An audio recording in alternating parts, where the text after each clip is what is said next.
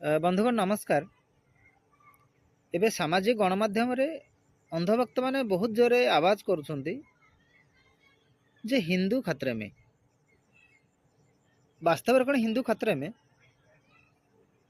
देशर प्रधानमंत्री हिंदू, देशर गृहमंत्री हिंदू, देशर वैदेशिक मंत्री हिंदू, देशर राष्ट्रपति हिंदू, सुप्रीमकोर्टर मुख्य विचारपति हिंदू, भारतर समस्त राज्यर राज्यपाल मान मध्य हिंदू।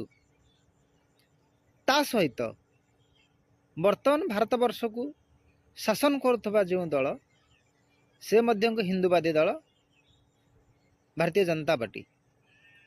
तो एते सबु परे सतरे कौन हिंदू खतरे में? आमे तो भावुँ ना हिंदू खतरे में नुहे, हिंदू विपदे ना। तथापि आपण मनकर मतामत चाहूँ, सतरे कौन हिंदू खतरे में? निश्चिंत मतामत देवे। रहुची। जय भारत, जय संविधान।